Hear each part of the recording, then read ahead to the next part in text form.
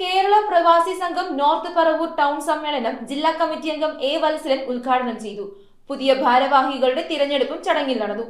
VK. സുരേഷിനെ പ്രസിഡന്റായും K P. സുരേഷിനെ സെക്രട്ടറിയായും K R. ബാബുവിനെ ട്രഷററായും തിരഞ്ഞെടുത്തു. കേരള പ്രവാസി സംഘം നോർത്ത് പറവൂർ ടൗൺ സമ്മേളനം സംഘം ഹാളിൽ നടന്നു. ജില്ലാ കമ്മിറ്റി അംഗം എ വത്സലൻ ഉദ്ഘാടനം നിർവഹിച്ചു.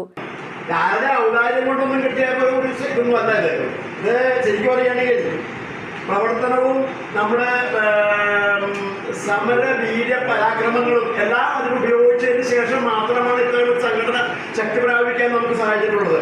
ജില്ലാ ട്രഷറർ വി.ആർ. അനിൽകുമാർ, ജില്ലാ കമ്മിറ്റി അംഗങ്ങളായ Suresh V K, V. Vichithran, town secretary K P. Suresh എന്നിവർ സംസാരിച്ചു.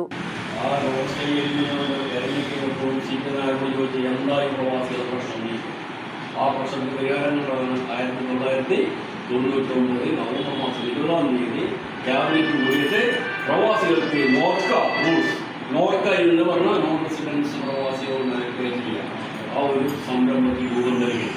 അതിന് 20-ാം തീയതി ക്യാബിനറ്റ് കൂടി 25-ാം തീയതി നമുക്കറിയാം ദിനമാണ്.